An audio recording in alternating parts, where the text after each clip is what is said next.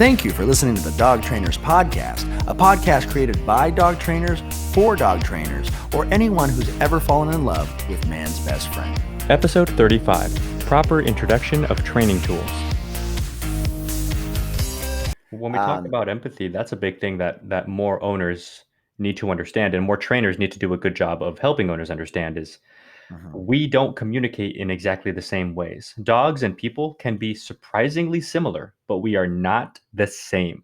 And working with the dog via a training collar on their neck is not only more natural to them, as Brent was just, kind of explaining, but also it serves as that kind of like viable in between. This is how a human can easily communicate with their dog in a world that's far from what's now. Even dogs aren't natural themselves, right? They were kind of by design by us, but they also live in a situation that's super unnatural. Think of it like a dog in the city, in an apartment, cars everywhere, that people walking up and down elevators and stuff like that. So we have to find that compromise between. I'm obviously not going to go and like bite him on the neck and roll him over or whatever a normal natural dog would do, but this is what works for us both, not just for me as a human, but for my dog. He's okay with this kind of thing. That's why our relationship just continues to flourish and so on. Right on, right on. So that's our argument with owners when they're empathizing a little too much, to the point where it's like analysis paralysis, right? Yeah. They empathize so much they do nothing, right? And so, or they want to do the thing that's not directly affecting what they need fixed, right? I was going to say they do things. It's just the wrong things. It's just the wrong things, Yeah. right? And so here we go. The next big pushback or fear of training collars is the fear of hurting or damaging the dog's neck, right? And you know what? I will straight up just say that a lot of leash correction and a lot of tension on the dog's neck, of course, it's going to go ahead and create, compromise the dog's neck. However, most of the leash pulling and damage that's happening to dogs' necks is actually happening to untrained dogs. Mm-hmm. It's the chronic pullers have been pulling for the last 3 years that slipped a disc or pinched a nerve or put damage on their tracheas because they were constantly dragging for the last couple years. Or the owner wasn't, or the owner was putting excessive pressure pulling back on the leash versus just allowing their arms to be loose, right? Correct. So there's so many things so definitely you can hurt a dog's neck. That is 100% a fact. However, proper training collars are designed to not apply unnecessary pressure to a dog's neck, right? Mm-hmm. How else would we go about explaining or kind of extinguishing this fear if we could? Here, I'll paint it this way. This is the way that I see it a lot. Is my biggest gripe with training collars that I personally do utilize and I find great value in, like prong collars, e-collars. I get pretty frustrated when people buy them and don't do training with them, and they're just correcting their dog. And I'm like, don't do that. I'm a big fan of this tool, but you are doing this wrong. And it's not going to serve you the way you think it's going to, especially with tools that actually apply to the dog's neck, like you were saying, And so a way that I go about this when explaining things to the owner is, number one, you are right. And it's, once the dog is trained, you'd be amazed, regardless of what that training tool is, just how little you're supposed to ever actually have tension on that leash. Because the goal, of course, is to have a nice, relaxed dog with no tension on their leash.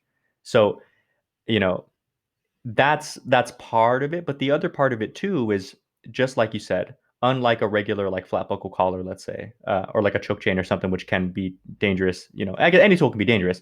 Um, you know, um, Using it right is everything. You can't just buy a tool and expect it to be the end all be all. I can't tell you how many horror stories I've heard of, where I work with rescues, and I've seen so many dogs. I saw this German Shepherd that somebody put a prong collar on him, at some point in his life anyway, and they left him in the house as they move out, and so people find him in the backyard, and he's like older now from when they put that prong on, so that prong like grew into his skin, and it had to be like surgically removed, and it was disgusting, and it was all yeah, I've heard horror stories like or people tether their dog to like a back tie on a prong, and the dog runs at full speed, bang, and clangs into the end of it on a prong collar, that will damage a dog. I'm not going to lie about that either. 100%, right? Yep. But Yep. you have to learn how to use these things appropriately.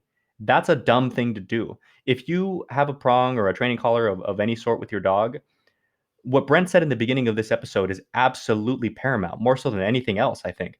Know what Yep. you're doing with that particular tool. Know how to Yes. work it so that it's safe as it's intended to be. I mean, anything can be dangerous if you use it wrong, right? Cars run people over, but it's people who misuse these things. Use it wrong. Yeah, it's true, right?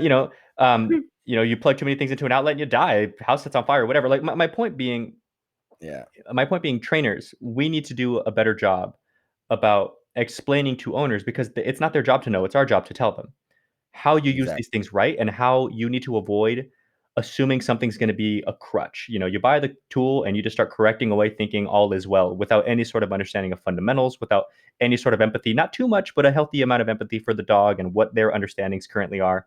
And that's my approach to the whole thing. Right. Right. No, I agree. I agree.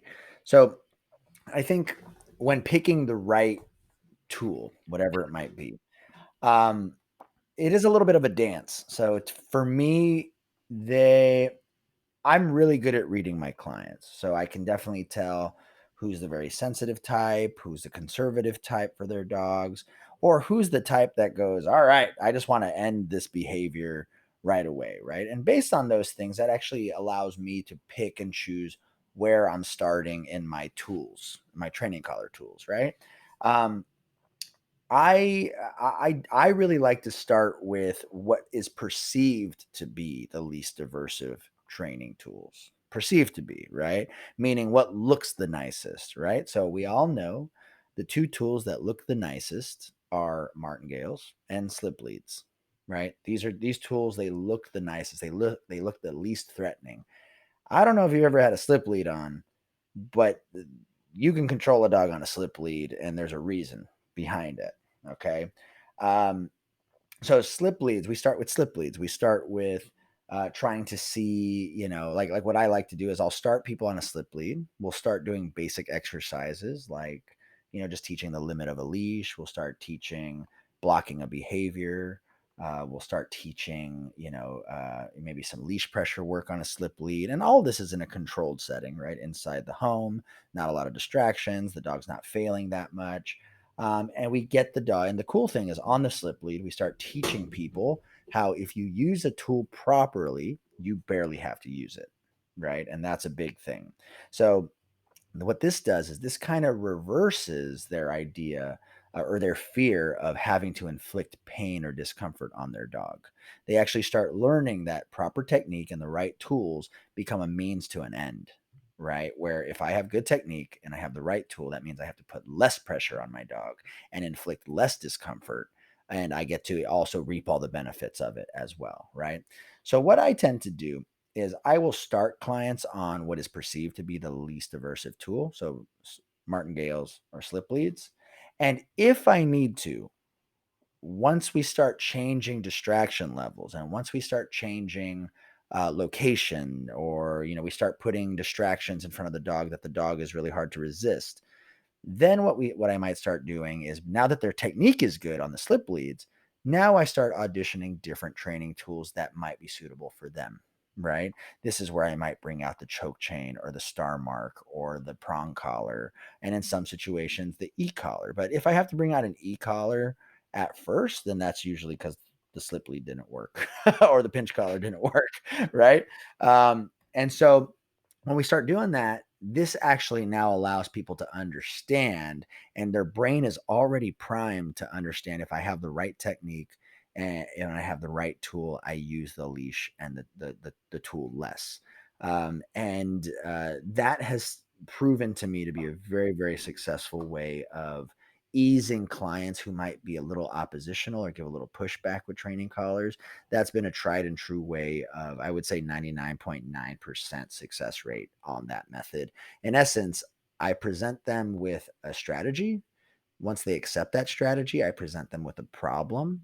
And then what I do is I help show them tools that help them solve that problem. Right. Mhm. But they have to have the understanding and the strategy before the tools are presented. Yes, I agree with you. And so Where the only thing that I heard there that I would kind of disagree with is if I'm going to put a dog on an e-collar, um, I'm going to do it back in the quiet environment. I like, I understand it's like, you work a dog on a slip lead and they do well in the house, and then you go outside and it's just not enough Sure. to get their Yeah. attention outside. Yeah. I That's think a big thing, for trainers who are listening to keep into account is sometimes the training tool itself is, when it's new, it is a limiting factor. Meaning, if I've worked a dog to listen to like leash pressure sits and downs, when I start introducing e-collar pressure, the dog is worse for a bit. They still know what sit and down is, but they're slower because this sensation on their neck is new and it's throwing them off. And mhm, so I like to rebuild their understanding of exactly what's going on once they have that foundation under them with the e-collar. Then I take them out with the tool that they already know. I think it's different. I think it's fair. I don't want to. I want to give you your due credit in saying e-collars are kind of a different story. Like if you move a dog from a star mark to a prong collar, I don't think you need to like rebuild their training from the ground up necessarily. right, right, right. Um, It's like a whole. It's a new phase. It's a new system. correct. So I get what you're saying. I just wanted to Yeah. make sure that was clear. And two, That was a good clarification. I'm glad you did that. and two, I think this is why, like Brent talked about before, we are doing this episode a little more freeform, but we obviously still communicate and kind of decide what we're going to talk about. And earlier when we were discussing this, we were talking about we were just asking each other like, hey, like, and we've talked about this before, over the course of just the years that we've known each other. Like, where do we disagree?